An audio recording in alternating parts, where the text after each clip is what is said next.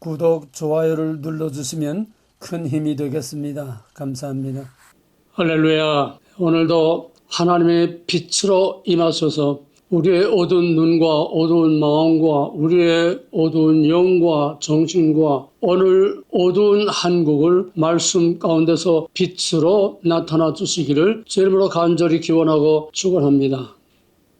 오늘 하나님의 말씀은 요한복음 8장 44절과 창세기 4장 8절에서 14절까지 두 군데 보겠습니다. 먼저 요한복음 8장 44절 우리 화면 보시면서 한 목소리로 같이 봉독하겠습니다.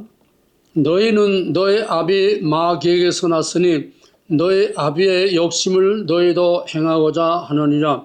저는 처음부터 살인자요 진리가 그 속에 없으므로 진리에 서지 못하고 거짓을 말할 때마다 제 것으로 말하나니 이는 저가 거짓말쟁이요 거짓의 아비가 되었음이라. 창세기 4장 8절에서 14절까지입니다. 화면 보시면서 한 목소리로 같이 봉독하겠습니다. 가인이 그 아우 아벨에게 고하니라. 그 후 그들이 들에 있을 때에 가인이 그 아우 아벨을 쳐 죽이니라. 여호와께서 가인에게 이르시되 네 아우 아벨이 어디 있느냐? 그가 가로되 내가 알지 못하나이다. 내가 내 아우를 지키는 자니까. 가라사대 내가 무엇을 하였느냐? 내 아우의 핏소리가 땅에서부터 내게 호소하느니라. 땅이 그 입을 벌려 내 손에서부터 내 아우의 피를 받았느니라. 내가 땅에서 저주를 받으리니 내가 받더라도 땅이 다시는 그 효력을 내게 주지 아니할 것이요 너는 땅에서 피하며 유리하는 자가 되리라. 가인이 여호와께 고하되 내 죄벌이 너무 중하여 견딜 수 없나이다. 주께서 오늘 이 지면에서 나를 쫓아내시온즉 내가 주의 낯을 배웁지 못하리니 내가 땅에서 피하여 유리하는 자가 될지라. 무릇 나를 만나는 자가 나를 죽이겠나이다. 타락한 인류의 역사는 거짓말과 피 흘림으로 시작해서 오늘까지도 계속되고 있습니다. 먼저 거짓말, 뱀의 거짓말로 시작된 인간의 타락의 역사는 가인이 아우에게 거짓말을 해서 들러 유인을 해서 죽이려고 유인한 거지요. 그러니까 거짓말이죠. 쳐 죽인지라. 그 다음에 내 아우가 어디 있느냐? 가인이 대답할 때 내가 내 아우를 지키는 자니까 아우와 나와 무슨 상관이 있습니까? 책임 회피입니다. 내가 왜 이렇게 됐습니까? 당신이 아벨의 제사만 받고 내 제사를 받지 아니했으니까 당신 책임입니다. 아담과 하와가 서로 하나님과 저 여자 또 하나님이 만든 저 뱀 때문에 타락한 인간은 거짓말과 책임을 상대편에게 뒤집어 씌우는 겁니다. 이것이 전형적인 악의 본질이요 사탄의 본질이요. 공산당은 모든 것을 저놈 때문에 부자 때문에 가진 놈 때문에 기득권자 때문에 있는 자 때문에 종속관계로 저놈들 때문에 우리가 이렇게 못 살고 가난하고 어렵게 산다. 저놈을 죽여야 우리가 산다. 이게 공산당 아닙니까? 책임 회피, 책임 전가. 내가 아우를 지키는 자니까. 그러니까 하나님께서 내가 무엇을 했느냐? 내가 아우 쳐 죽이지 않았느냐? 그런데 그걸 무슨 누구 책임으로 자기 책임을 피하려고 면하려고 그러느냐? 내 아우의 핏소리가 땅에서부터 내게 호소하느니라. 그동안 역사 속에서 부당하게 억울하게 고난을 당하고 맞아 죽고 죽임을 당한 수많은 의인들의 핏소리가 땅에서부터 하나님께 호소한다고 그랬습니다. 아벨에서부터 사가랴까지 그 죽은 피가 땅에서 내게 호소한다고 그랬습니다.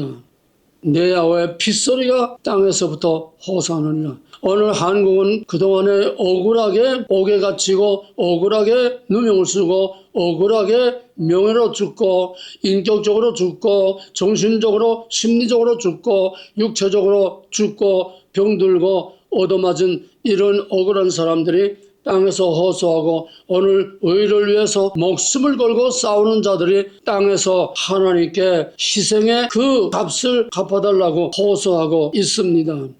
땅이 내 아우의 피를 받았은즉 이 땅은 어머니입니다. 땅이 아우의 피를 마셨다고 하면은 어머니가 아벨의 피를 마신 겁니다. 어머니가 큰아들 가인이 죽은 그 피를 어머니가 그 피를 마셨다는 겁니다. 그러니까 땅이 가인을 버리는 겁니다. 땅이 가인을 저주하는 겁니다. 어디에 가도 내가 너를 받아주지 않을 거야. 내가 어디서 씨를 뿌리든지 어디 정착하든지 해도 내가 널 받아주지 않을 거야. 가인은 땅 곧 어머니로부터 버림받아서 가인은 갈 곳이 없고 머무를 곳이 없고 떠돌아다니는 떠돌이가 될 수밖에 없습니다. 정착할 수 없습니다. 여기에 대해서 길게 지금 말할 시간은 되지 않기 때문에 땅과 피와 가인과 아벨 이거를 땅이 그 피를 받고 땅에서 그 피가 내게 호소한다고 그랬습니다. 오늘 한국에서 벌어지고 있는 모든 이 억울한 일들이 하나님께 호소합니다. 옥에 갇힌 자들이 말은 없지만은 그 영이 하나님께 호소합니다. 억울하게 당한 사람들이 말은 못하지만은 그 영이 하나님께 호소하고 있습니다. 그러니까 가인이 하는 말이 내 죄가 너무 무겁습니다. 내가 감당하기 어렵습니다. 아니 죄진 놈이 정령 죽으라고 했는데 죄진 놈이 무슨 또 할 말이 이렇게 많아서 또 변명이 많습니까? 원래 마귀는 말이 많습니다. 그러면서 하는 소리가 나를 만나는 자가 나를 죽이겠나이다.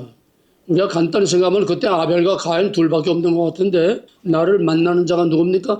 그동안에 많은 세월이 흘러서 아벨의 자손과 가인의 자손들이 이미 땅에 많이 번져 있었고 나를 만나는 자는 사람만이 아니라 짐승을 포함합니다. 왜? 가인이 아벨을 쳐 죽이고 피를 흘리고 땅이 저주를 받았으므로 이제는 땅에 있는 모든 짐승들도 피조물의 대표인 인간의 죄로 말미암아 모든 짐승들도 다 이제는 피를 흘리고 물고 찢고 죽이고 잡아먹는 비극의 역사가 가인으로 말미암아 저주받은 땅에서 일어나게 된 겁니다. 그러므로 나를 만나는 자가 나를 죽이겠나이다 하는 것은 나를 만나는 사람도 나를 죽이고 또는 짐승을 만나도 그 짐승이 나를 물고 찢어 죽일 것입니다.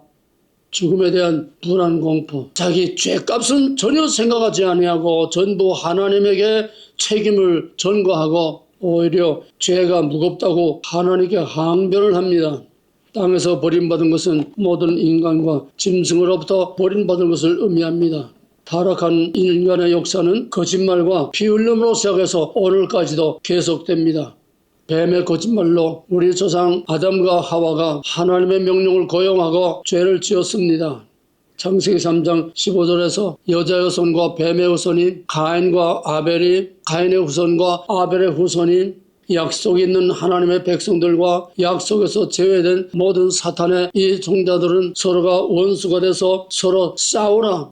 이것이 태초의 원죄로 말미암아 시작된 하나님의 저주요 심판이요 서로 원수가 돼서 싸우는 이런 갈등과 싸움과 다툼과 미움과 전쟁의 역사가 타락한 인류의 역사에 불가피한 운명입니다.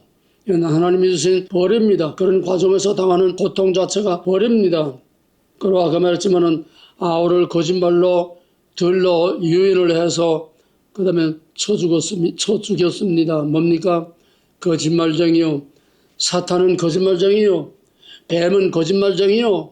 그 뱀의 후손의 두목인 가인도 역시 거짓말쟁이요. 살인자 쳐 죽였습니다.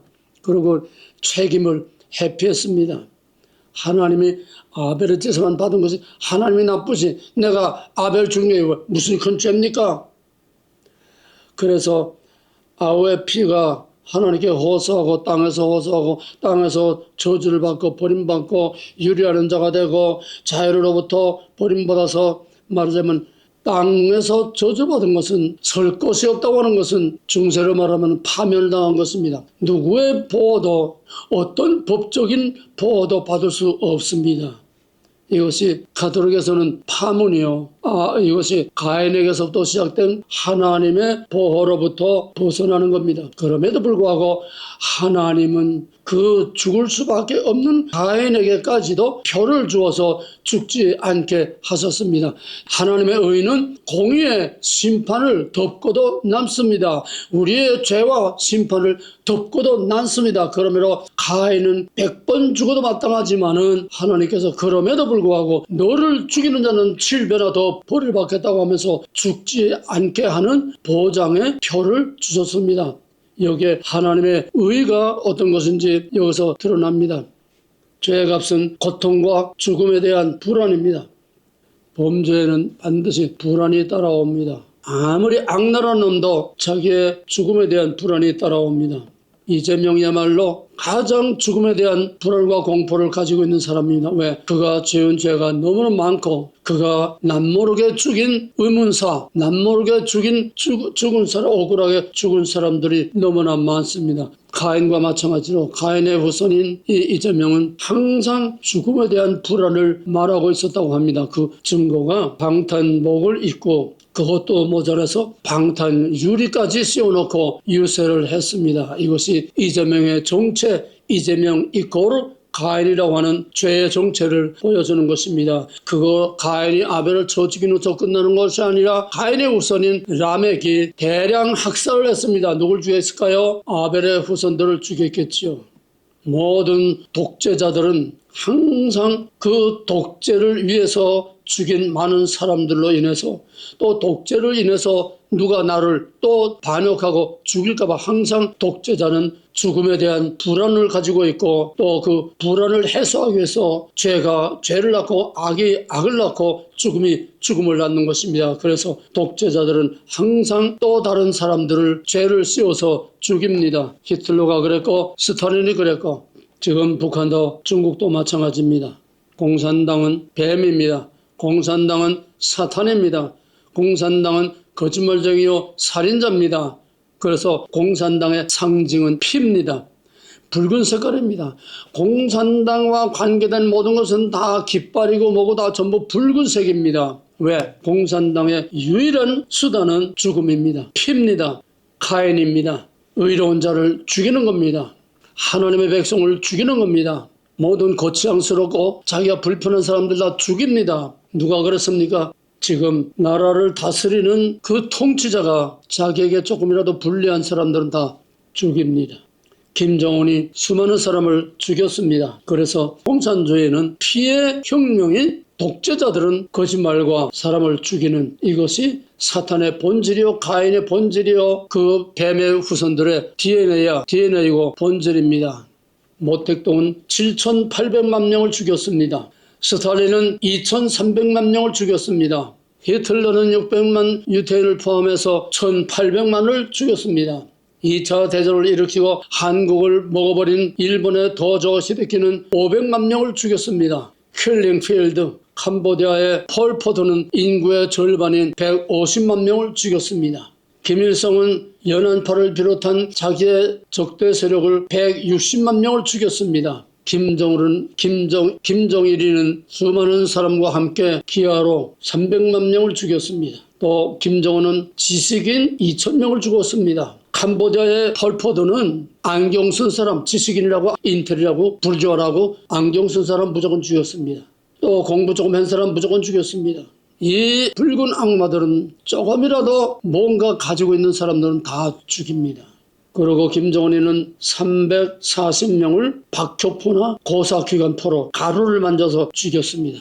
이재명은 12.3 계엄 이후에 계엄과 관련된 사람들 중에 최소한 5,000명에서 10,000명은 죽여야 된다. 이재명이도 자기의 불안에 대한 거짓말과 피 흘리는 살인, 전형적인 뱀의 심벌입니다. 정청래는 법사위에서 공개적으로 윤석열은 사형을 시켜야 된다. 이거 지금 계속 진행되고 있습니다. 뿐만 아니라 미확인 동아일보에서 입수한 민주당의 한 문건을 보면은 앞으로 우리가 정권을 잡으면은 124만 명은 죽여야 된다. 김정일이가 생전에 우리가 남한을 해방시키면은 최소한 1,000명은 죽여야 된다. 나머지 1,000명은 해외로다. 보드피플처럼 월남처럼 다 해외로다 도망갈 것이고 우리는 남한에 3,000만하고 북한에 2,000만하고 5,000만만 가지면 우리는 충분하다. 공산당은 피입니다. 죽음입니다. 이게 지금 우리나라의 현실이 되고 있습니다. 우리나라의 현실로 지금 진행되고 있습니다. 정청래가 민주당 당대표가 되고 당대표에 대한 소감을 묻는 거기에서 내란 세력을 종식시키기 위해서 검찰, 언론, 사법 3대 개혁을 선언하고 이 3대 개혁을 폭풍처럼 몰아쳐서 전광석화처럼 끝내겠다. 내란 세력을 없애기 위해서 검찰, 언론, 사법 개혁을 통해서 3권을 다 잡고 이 개혁을 끝내겠다. 개혁을 끝내겠다는 것은 124만 명인지 얼마인지 가봐야 알겠지만은 내란 세력들을 그냥 다 싹 뿌리를 뽑아버리겠다는 겁니다. 지금 뭐 윤석열한테 손절한 사람들 뭐 별별 국힘당과 또 보수진영의 별별 사람들을 지금 다 수색합니다. 저들이 아무리 부인해도 국힘당은 내란당이기 때문에 해산시키겠다고 그랬습니다. 윤석열 비슷한 옆으로만 지나간 사람도 뭐 윤석열을 위해서 뭐 탄핵 반대 운동을 했다든지 또 무슨 뭐 지지를 무슨 선언을 시위를 했다든지 이렇게 한 사람들은 전부 다 죽인다고 그랬습니다. 전환길도 이 명단에 올라가 있는 건 말할 것도 없습니다. 그냥 다 죽일 살생부 명단에 아주 상위에 다 올라가 있을 겁니다. 그래서 결국은 살벌한 일당 독재 체제의 공산당 선언을 한 것입니다. 이제는 절대적인 일당 공산 독재를 하겠다는 겁니다. 그 말은 무슨 말입니까? 정청래 독재를 하겠다는 거예요. 벌써 정청래가 이재명에게 벌써 뭐 각을 세우고 정청래를 따르는 사람들 중에 이재명을 벌써부터 탄핵하자는 말까지 나옵니다. 이재명은 피는 피로 계속 이어지는 이 악순환의 악의 고리에 결국 걸려서 이재명도 얼마 못 가고 끌어내려질 겁니다. 왜? 저놈들 서로 정청래가 자기가 대통령 빨리 되려고 빨리 끌어내리고 자기가 대통령 되려고 지금 이런 벌써 대결과 대립의 구도로 지금 다시 짜돌아가고 있습니다. 지금 조은석이라고 하는 내란 특검은 윤석열 대통령에 대한 정상적인 수사가 아니라 정청래가 말했듯이 또 민주당에서 말하고 있듯이 처음부터 이거는 윤석열 죽이기를 위한 악의적인 안가품입니다. 지금 윤석열을 죽이는 내란 특검 조은석은 윤석열 검찰총장 때에 윤석열보다 선배입니다. 선배인데 문재인이 이걸 뛰어넘고 윤석열을 검찰총장으로 올리니까 이때부터 앙심을 품고 저놈이 나보다 후배인데 저놈이 먼저 총장이 돼 그때부터 이를 갈고 있던 놈이 바로 조은석, 바로 윤석열 죽이는 칼자루를 지금 잡고 있습니다. 그러니까 이것은 감정적인 안가품이지 정상적 수사가 아닙니다. 그래서 이번에 그 엄청난 일들을 터쳤지요. 결국은 이재명이나 정청래나 조은석이나 다 삼위일체요 한 몸입니다. 그들의 공동 목표는 오직 윤석열 사용시키는 겁니다. 윤석열을 죽이는 겁니다. 왜? 그것이 그들의 목표이기 때문에. 이것이 가인의 후손이기 때문에. 자 보세요. 하루는 김건희를 소환해서 11시간을 검찰청에 머무르게 했고 그 다음날은 윤석열에게 폭력을 휘둘렀습니다. 두 번째 윤석열 체포조가 들어가서 폭력으로 윤석열을 강제 체포하려고 했었습니다. 그 다음날은 김건희에게 수십 개의 제목을 뒤집어 씌워서 구속영장을 신청을 했습니다. 결국은 윤석열 부부는 감옥에서 평생 재판만 받으러 들락날락 하다가 거기서 죽으라는 얘기예요. 이거는 피를 말려 죽이려는 살인행위입니다. 고의적인 살인행위입니다. 게다가 이것은 바로 정청래가 내란 세력의 뿌리를 뽑겠다고 하는 이거는 바로 김정은이가 정권을 잡고서 장성택 일당을 뿌리 뽑기 위해서 1,500명 죽였습니다. 내란 세력 뿌리 뽑기는 공산당식 숙청, 김정은식 숙청, 모택독식 숙청, 김일성식 숙청, 전형적인 가인의 수법이요 가인의 후손인 것을 스스로 드러내는 것입니다. 지금 특검하는 짓은 죄 없는 예수를 매질하고 그 예수를 십자가에 매달아 죽인 로마의 군중들과 같은 상황입니다. 그 다음에는 이 특검이 하는 짓을 보면은 이번에 행한 폭행을 비롯해서 심리적 압박과 고통과 극도의 수치심과 좌절감과 우울증을 유발해서 결국은 자살을 유도하자 하는 간접 살인이기도 합니다. 이 특검의 이번에 행한 폭력과 함께 특검이 지금 조은석이 하고 있는 이 모든 내란 특검은 결국은 윤석열에 대한 미필적 고의, 특검의 행패는 확실한 미필적 고의입니다. 이 형법에 인식 있는 과실과 미필적 고의라는 이런 것이 있는데, 인식 있는 과실이라는 거는 애들이 마당에서 야구를 하면서 이거 잘못하면 저 유리창이 깨질 수도 있는데 알면서도 일부러 깨는 건 아니고 설마 깨지지 않겠지 하고 야구공을 치다가 결국 깰 목적을 가지고 한 건 아닌데 설마 안 깨지겠지 하고서 야구를 하다가 결국 그 유리를 깨면 이걸 인식 있는 과실입니다. 또 미필적 고의라는 거는 이렇게 하면은 깨질 줄 알지만은 알면서도 분명히 깨질 줄 알면서도 이거를 그냥 하다가 결국 깨지는 겁니다. 이렇게 하면은 사람이 죽을 줄 알면서도 직접 죽인 건 아니지만은 그 상태를 계속 유지함으로써 그 사람을 간접적으로 죽이는 겁니다. 요걸 잘 구별하시기 바랍니다. 쉽게 말하면은 지금 특검이 윤석열을 직접 죽이는 건 아닙니다. 물리적으로 죽이는 건 아니지만은 저렇게 계속 심리적 압박과 고통과 수치심을 주고 극도의 좌절감과 우울증을 유발해서 결국은 자살로 유도하거나 또는 윤석열이 지금 여러 가지 당뇨에다가 또 실명의 위기를 가져오는 것과 또 그가 가지고 있는 그 지병으로 지금 그대로 놔두면은 결국은 죽을 줄 알면서도 치료하지 않고 박근혜는 그냥 병원에 댕기면서 치료했지 않습니까? 치료도 하지 않고 그대로 놔두면은 그 안에서 이렇게 죽든 저렇게 죽든 저걸 죽을 것이다. 그러나 직접 죽인 건 아닌데 간접적인 살인입니다. 이게 미필적 고의입니다. 지금 이놈들은 이 형법을 다 알면서도 지금 헌정사상 유례가 없는 불법 구인을 하는 과정에서 윤석열을 지금 죽이려고 하는 건데 이번에 더더구나 헌정사상 유례가 없는 수감자는 이미 구속이 됐기 때문에 구속된 사람을 또 구속할 수 없습니다. 이건 법이 아닙니다. 그런데 지금 이미 구속되어 있는 사람을 또 잡아다 구속하려고 이건 순전히 심리전이요 또 망신 주고 윤석열을 완전히 밟아 뭉개려고 하는 악의적인 이런 불법이요 이건 위법입니다. 이건 폭력입니다. 이건 간접살인으로 가는 겁니다. 그런데 이번에 윤석열을 강제 구인하는 과정에서 양쪽에 팔을 꼬고 끌고 나가려고 했는데 이 양쪽에 팔 낀 사람이 특전사에서 적을 제압하는 그런 강한 무술입니다. 그러니까 팔을 비틀어서 적을 제압하는 그런 무술로 윤석열을 끼워서 윤석열이 너무 팔이 아파가지고 막 비명을 지르고 노라고 막 그걸 바람에 지금 팔도 쓰지 못하고 또 우자체 들고 나가려고 한다 거기서 떨어져서 또 허리를 다치고 척추를 다쳐서 지금 또 허리도 아프고 지금 의문실에서 그러면 당장 병원에 가야죠. 아니 이재명이 부산서 헬리콥터 가지고 왔는데 그 정도 되는데 병원을 가야지 구치소에 의무실에 가서 이건 정말 있을 수 없는 학대요 학살에 가까운 이거는 헌법상 용서받을 수 없는 근데 공산당은 원래 법이 없어요. 헌법이 있습니다. 헌법 위에 당이 있고 당 위에 수령이 있습니다. 당이 법입니다. 수령이 법입니다. 공산당은 곧 당이 법입니다. 이것이 소위 당이 모든 것을 장악하는 일당 독재 공산주의입니다. 역사는 반복됩니다.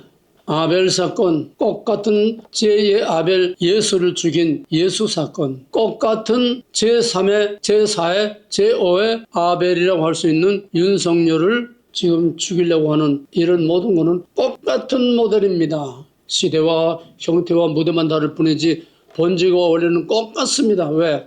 거짓말로 죽이는 거. 이게 뱀의 DNA요. 바로 그 뱀의 DNA를 받은 악한 악당들과 공산당의 전형적인 본질입니다. 윤석열이 아벨 예수처럼 될까봐 가슴이 떨립니다.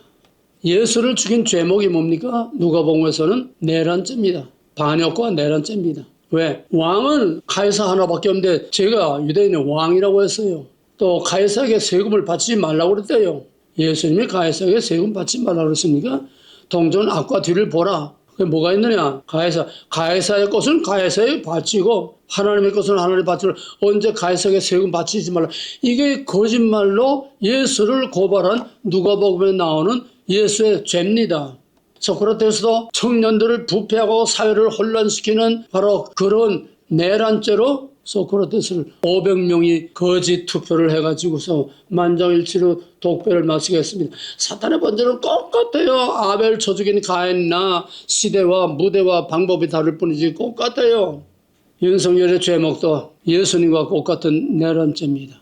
자, 그럼 보세요. 예수 사건과 윤석열 사건. 요거를 오버랩해서 같이 비교를 해보세요. 예수 죽인 죄목은 내란 죄다. 윤석열의 죄목도 내란 죄다. 예수를 판 가롯 유다는 한동훈. 지금 진행되고 있는 현 상황은 예수의 빌라도의 법정과 골고다의 상황이 지금 벌어지고 있는 윤석열의 상황입니다. 예수를 십자가에 못 박아라, 예수를 죽여라 하는 이 속난 군중들은 뭡니까? 선동된 유대인들입니다. 지금 이 무리가 뭡니까? 개딸들이지요.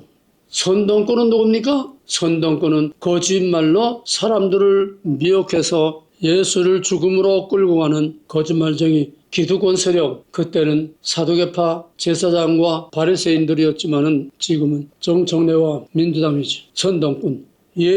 죽어야 할 바라바. 빌라도는 예수의 죄가 없는 걸 알고 할 수 있으면 예수를 살리려고 바라바와 6월절의 이 관례에 따라서 6월절에 죄인을 놔주는 그 관례에 따라서 바라바와 예수를 둘 앞에 세워놓고 너희가 누구를 놔주기를 원하느냐. 그러니까 바라바 예수를 십자가에 못 박으라. 죽어야 할 바라바는 누굽니까? 엄청난 죄를 짓고 있는 죽어야 할 이재명이야말로 죽어야 할 바라바입니다. 바라바를 놔준 것처럼 이재명은 모두 다 무죄로 올스톱 시켜놓고 지금 대통령이 됐습니다. 지금 우리나라는 대통령은 바라바가 대통령하고 있는 거예요. 우리나라 예수는 지금 감옥에 갇혀 있는 거예요. 윤석열.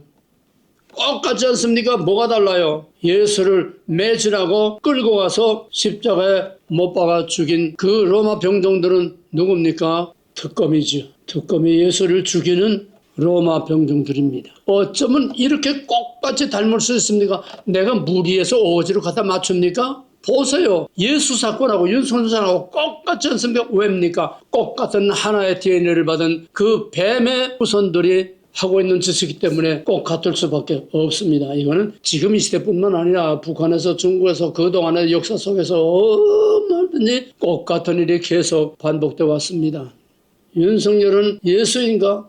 그렇다면 윤석열과 예수의 모델이 같은 본질과 원리라고 하면, 이 사건이 같은 원리라고 하면은 지금 현재 우리 대한민국에서 윤석열을 죽이고자 하는 자들은 거짓말쟁이 공산당 기득권 세력들입니다.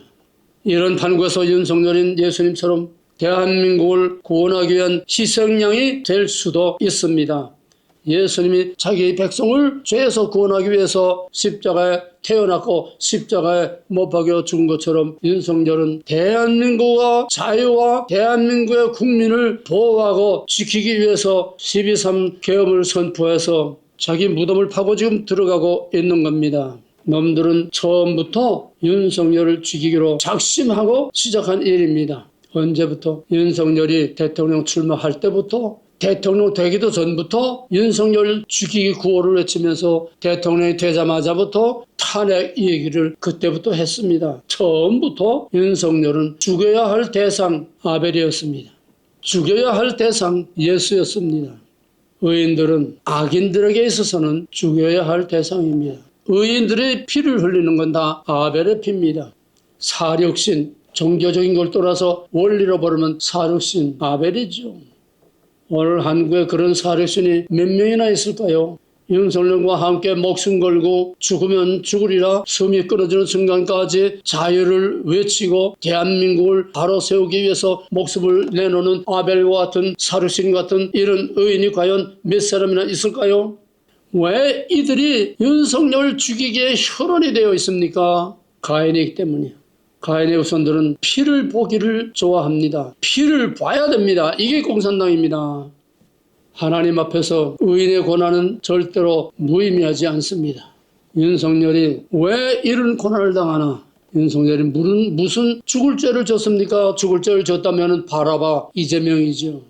윤석열이 왜 이런 고난을 당하는가? 예수님이 왜 그런 고난을 당했는가? 지금은 대격변의 시대입니다. 판이 뒤바뀌는 대격변의 전환점입니다. 예수로 말미암아 BC가 AD로 바뀌는 엄청난 시대의 전환점입니다. 어둠에서 빛으로, 혼돈과 무질서라고 하는 어둠에서 새로운 질서로, 예수께서 운명하실 때에 하늘과 땅이 캄캄해지고 땅이 흔들리고 지진이 일어나고 무덤들이 터지고 엄청난 사건이 일어났습니다. 왜입니까? 예수는 하나님의 아들이요 예수를 죽인 노인은 카인이고 땅에서 그 피가 호소하던 아벨의 그 피는 바로 예수 그리스도의 피요. 이 모든 일은 하나님의 허락하에서 되어지는 하나님의 드라마라고 하는 것입니다. 예수의 죽음이 하나님의 드라마라고는 아벨의 죽음도 하나님의 드라마요. 모든 의인의 죽음도 선지자의 죽음도 사도들의 죽음도 모든 초대교회 성도들의 죽음도 다 아벨의 드라마입니다. 하나님의 드라마입니다. 다 아벨들입니다. 의인의 고난과 의인의 죽음은 다 똑같은 원리 아벨의 죽음입니다. 의를 위하여 고난을 받은 자는 복이 있나니 아벨입니다. 우리는 윤석열만이 아니라 모든 의를 사모하고 정의와 공의를 사모하고 자유를 사랑하고 하나님을 사랑하고 하나님의 공의를 사랑하는 모든 사람들은 다 아벨이요 아벨이어야 합니다. 우리가 하나님의 후사면 그리스도와 함께 고난도 받아야 할지니라. 로마서 8장 18절. 우리가 이렇게 하나님의 은혜로 구원받은 것은 은혜만이 아니라 고난도 함께 받기 위함이라고 그랬습니다. 아벨 하나만 죽이는 거, 그게 바로 십자가 앞에서 예수를 조롱하던 그 선동된 세뇌된 잘못된 더러운 영이 들어가 있는 이 군중들이야말로 다 구경꾼이요 선동에 노란한 다 같은 무리들입니다. 이것이 국힘당 안에서 각양각색의 추태로 지금 나타나고 있지 않습니까? 어떻게 저희들이 추대에서 세운 대통령을 어떻게 저희들이 모른다고 선전하고 탄핵을 찬성하고 지금 와서는 또 윤석열 안다고 하면 피해를 입을까봐 전부 윤석열 선전하고 예나 지금이나 모델 예나 지금이나 똑같은 본질과 원리 그 모델은 다 똑같은 것입니다.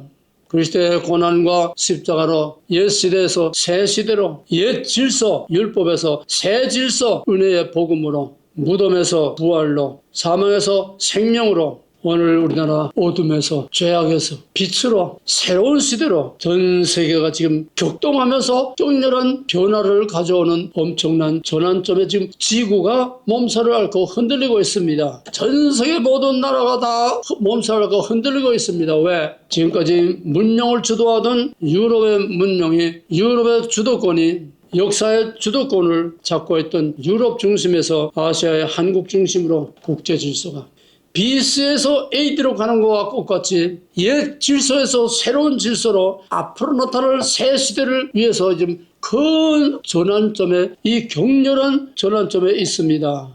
이런 변혁의 과정에서 하늘과 땅이 다 캄캄해진 것과 같이 온 세상이 지금 뒤흔들리고 있습니다. 따라서 세계의 압축인 우리 한국 안에서도 똑같이 흑암과 혼돈에서 빛으로 부패하고 낡은 부질서에서 새로운 질서로 가짜에서 진짜로 공전주의에서 참 자유주의로 악한 가인의 통치에서 악한 바라바의 통치에서 예수 그리스도의 통치로 하나님의 통치 시대로 전환되는 역사상 거대한 지금 격변과 전환점의 한가운데 있기 때문에 한국이라고 예외가 아니고 한국이라고 조용할 수 없고 한국은 바로 세계적인 대역전의 중심에 있고 태풍의 눈이요 역사의 거대한 슬바크의 린치핀입니다. 한국이 이런 과정에서 오는 그 엄청난 격동의 변화를 외면할 수 없습니다. 지금은 어둠의 권세를 깨고 하나님의 위대한 시대로 나가는 해산의 진통을 겪고 있는 겁니다. 윤석열의 투옥은 요셉의 감옥과 같은 그런 의미에서 자기 죄가 아닌 고난의 대속적인 고난입니다.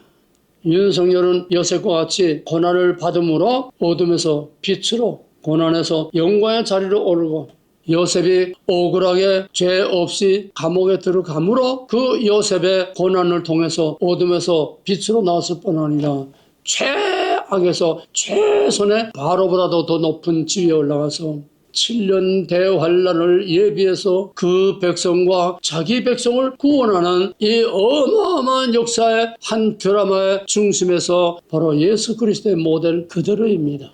윤석열은 비록 종교적인 영적인 문제는 아니지만은 역사의 원리에 따라서 윤석열도 어둠에서 빛으로 죽음에서 생명으로 무덤에서 부활로 낡아 빠진 이 썩어 빠진 옛 시대의 질서에서 새로운 영광스러운 위대한 대한민국 위대한 전 세계의 새로운 시대를 향해서 B스에서 AD로 나가는 이 결정적인 대전환점의 해산의 진통을 지금 치르고 있는 것입니다. 이것이 세계의 압축입니다. 그런 의미에서 윤석열도 요셉처럼 예수처럼 어떤 형태로든지 반드시 죽지 않고 살아 돌아올 것이며 죽어도 예수와 같이 위대한 새 시대를 위해서 희생된 희생의 어린 양과 같은 그런 하나님의 위대한 도구로 쓰여질 것입니다. 윤석열은 반드시 돌아옵니다. 윤어게인 헛소리가 아닙니다. 감옥에서 김영한 전 국방장관이 윤어게인 외친 것은 우연이 아닙니다. 저것이 선지자의 목소리인지 누가 압니까? 하나님께서 김영현 국방장관을 통해서 앞으로 되어 일을 선지자와 같이 하나님의 그 입을 통해서 하나님의 계획과 드라마를 미리 선포한 선지자의 선포인지 누가 압니까? 두고 보세요. 반드시 이 어둠을 넘어서서 사람들이 상상도 할 수 없는 전 세계의 중심이 되고 전 세계를 리드하고 전 세계가 다윗의 품으로 들어오지 않고는 살아남을 수 없는 것처럼 선진국을 막론하고 동서고금의 모든 나라들이 코리아 없이는 살 수 없는 시대로 지금 완전히 돌아가고 있습니다. 현재 진행 중입니다. 이것이 우리 앞에 이제 어느 순간에가 동방의 빛이 바라듯이 어느 순간에가 큰 영광의 빛이 바랄 것입니다. 일어나라 빛을 발하라. 모든 악과 우리 캄캄함의 어둠은 만민을 가리우려니와 그럼에도 불구하고 여호와의 영광이 내 위에 임하였나니 모든 열방은 내게로 돌아오리라. 뭡니까? 약속된 위대한 예수 그리스도의 파루시아, 예수 그리스도의 재림, 예수 그리스도의 큰 권능으로 심판과 구원의 권세를 가지고 큰 영광중에 와서 하나님의 새하늘과 새 땅에 위대한 나라를 세울 이 약속의 증거로서 다윗의 왕국을 예언한 마지막 다윗의 왕국의 모델을 한국을 통해서 지금 잠깐 동안 반짝 그 모델을 하나님이 지금 보여주시는 것이 오늘의 드라마입니다. 큰 그림을 보세요. 위성사진을 보세요. 하나님의 눈으로 보세요. 구체적인 사사건건은 우리는 다 알 수 없습니다. 하나님은 빈틈없이 다 설계해놓고 빈틈없이 다 준비해놓고 있습니다. 악인은 악한 날에 적당히 쓰고 의인은 의인대로 또 적당히 하나님이 쓰시고 올과 날과 빛과 어둠을 서로 상극되는 것을 조화를 시켜서 하나님의 위대한 드라마를 극적으로 스릴 있게 정말 멋지게 그 드라마를 이루어가는 것이 바로 창세기에서 계시록까지 가는 구속사라고 하는 하나님의 드라마입니다. 우리는 반드시 우리 눈으로 그것을 보게 될 것입니다. 그러므로 예수의 대속적인 고난, 요셉의 대속적인 고난처럼 다윗도 얼마나 고난을 당했습니까? 고난 후의 영광, 윤석열의 대속적 고난도 대한민국의 영광스러운 시대를 가져온 해산의 진통을 지금 겪고 있는 것입니다. 오늘 이 놈들의 이 발악은 하만의 장대에 지나지 않습니다. 내란 세력을 척결하기 위해서 3특검을 만들고 입법사법 행정을 다 동원해서 유튜브 모든 보수를 씨를 말리려고 하는 이 정청래와 이 붉은 악마의 세력, 사탄의 세력, 뱀의 세력이 아무리 발악하고 발광을 해도 하만의 장대에 지나지 않습니다. 할렐루야! 보세요. 모르드게를 매달아 죽이려고 하던 하만이 그 장대에 자기가 올라갔지요. 유대인들을 진멸시켜서 시도 없이 죽이려고 하던 그들을 바로 유대인들이 그들을 죽이려고 하던 자를 다 죽여서 소위 유대인의 자유와 해방을 얻은 불임절. 우리 대한민국의 불임절이 예수 그리스도의 재림의 모델로 우리 대한민국 땅에서 벌어질 것입니다. 악을 심판하고 의의 영광스러운 빛이 세상을 지배하는 영광스러운 다윗의 왕국 재림의 모델로 하나님께서 대한민국을 쓰실 것입니다. 고통에서 영광, 어둠에서 빛으로 에스더 사건과 같은 하만 사건과 같은 모르드게 사건과 같은 그 에스더서의 드라마가 한국에서 지금 진행되고 있습니다. 할렐루야. 때와 방법과 시간은 하나님만 아십니다. 하룻밤 사이에 대제국 바벨론이 하룻밤 자고 나니까 메대와 바사 나라와 왕이 바뀌었습니다. 하나님이 하시는 종말론적인 초월적 급전이 하나님의 계시는 점진적으로 발전하지만은 결정적인 순간에는 하늘과 땅에 한 번에 뒤엎어버리는 하나님의 초월적 급전이라고 하는 사건이 예수 사건, 그 사건이 예수의 재림 사건, 그 모델이 우리 한국을 통해서 전 세계에 하나님이 하시는 일이 어떤 일인가 하는 것을 모든 세계 열방들이 다 보게 되실 것입니다. 하나님께서 보게 하실 것입니다. 이것이 하나님의 드라마이기 때문입니다. 오늘 대한민국은 지금 잘 되든 못 되든 우리 사람의 기준으로 지금 우리가 다 절망 상태에 있고 내다보이는 한 줄기 빛도 보이지 않은 암담한 가운데 갈수록 이제 지금 3대 개혁이 나오면 완전히 공산국가가 되는데 우리는 이제는 더 이상 희망의 빛이 보이지 않습니다. 그럼에도 불구하고 밤이 깊으면 아침이 가까우듯이 빛이 나타나면 어두움은 사라질 수밖에 없습니다. 이것이 저녁에서 아침으로 가는 하나님의 위대한 구속사의 모델이요, 구속사의 본질이요, 원리요. 이미 대한민국은 하나님의 위대한 구속사의 마지막 모델로서, 마지막 다윗의 왕국으로서 하나님께서 이 한민족을 들어서실 것입니다. 백이민족, 우연이라고 할 수 없습니다. 신호등은 뭡니까? 세마포요. 흰옷 입은 것은 천사요. 제사장들이 지성소에 들어갈 때 흰옷을 입습니다. 흰옷은 거룩한 이스라엘, 영원한 이스라엘의 상징이요, 심볼입니다.